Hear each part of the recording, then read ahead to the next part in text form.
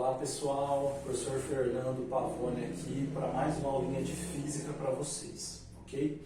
Então hoje a gente vai falar um pouco sobre condutores e isolantes, tá? Mais especificamente a gente vai tentar responder um probleminha do porquê que a água com sal ela conduz eletricidade e a água pura ela não conduz. O que acontece nesses casos? Tá? Para isso, a gente vai recorrer a esses tipos de materiais, principalmente a definição de condutor e a definição de isolante, ok? Então vamos lá. O que são condutores? Bom, condutores são aqueles materiais que permitem a passagem de cargas elétricas, tá?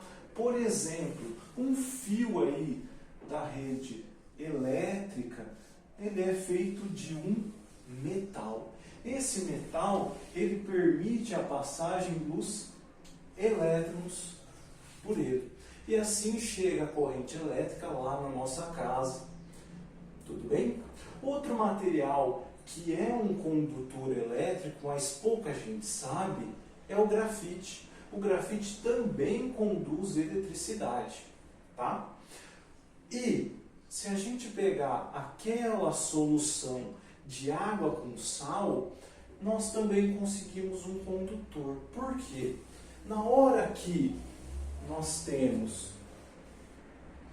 a nossa água, o H2O aqui, e colocamos o cloreto de sódio, é o sal de cozinha, ele vai se dissolver e formar íons de cloro e íons de sódio. Esses íons estão numa solução aquosa ali de H2O e vai permitir, a partir de uma diferença de potencial, a condução desses íons em meio a esse material. Então eles vão começar a se locomover livremente.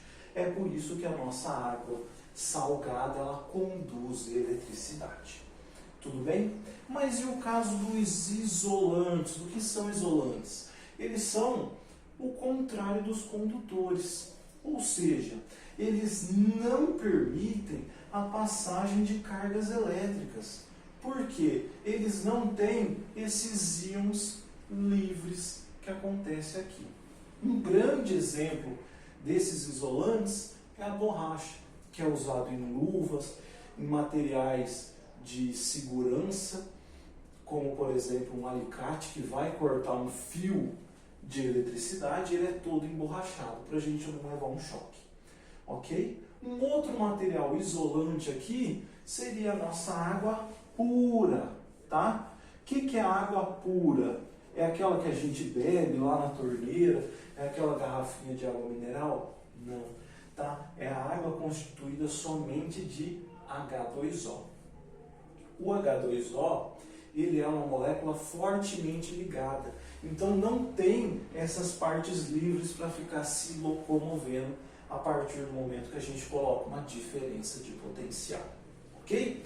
Então é por isso que a água pura, somente a H2O, não conduz eletricidade, enquanto uma água salgada conduz. Ok? Mas temos somente esses dois tipos, os isolantes e os condutores? Não.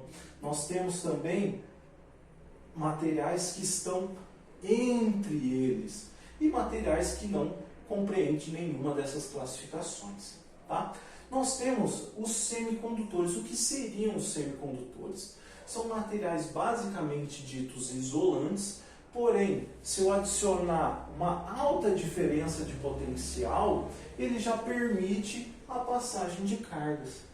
Ok?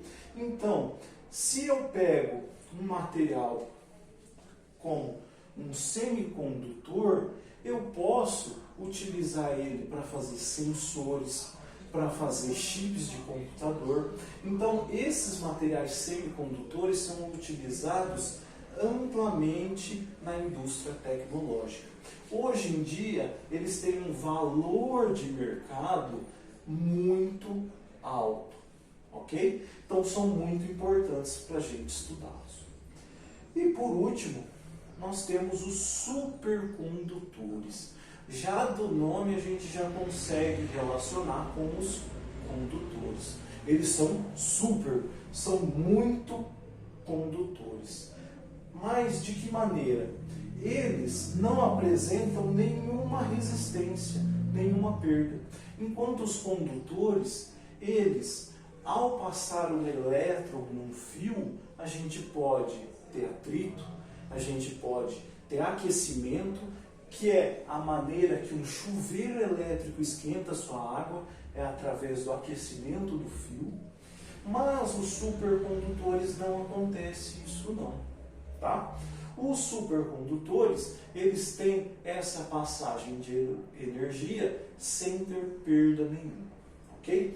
Um exemplo desses condutores seriam o mercúrio e o chumbo, que já são condutores na sua forma natural, mas quando tem sua temperatura abaixada bastante, eles se tornam esses supercondutores, tá? E quando eu digo que são esfriados muito, tá? Em torno aí de 70 e 50 Kelvin. Ah, professor, vou ter que lembrar lá das aulas de transformação de temperatura? Não, eu já vou falar para vocês, tá? Quando isso é frio, isso é em torno de 220 a 200 graus Celsius negativo. É muito frio que temos que resfriar esses supercondutores. Ok? Então, hoje nós vimos condutores, isolantes, semicondutores e supercondutores. Claro que de uma maneira bem superficial, mas totalmente distinguível. Então a gente consegue ter uma noção do que são condutores, isolantes, semicondutores e supercondutores. Ok? Só fazendo um adendo que os materiais não são puramente condutores, puramente isolantes, semicondutores ou supercondutores. Depende da faixa de energia que eu estou trabalhando.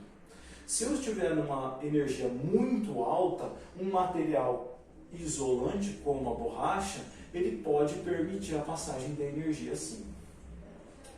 E o contrário também acontece. Se eu pegar um material condutor com uma energia bem fraquinha, pode ser que ele não conduza bem a energia. Tá? Mas se eu elevar essa diferença de potencial, ele já se torna um bom condutor. Ok, pessoal? Era isso que eu tinha preparado para vocês. Um grande abraço e até a próxima.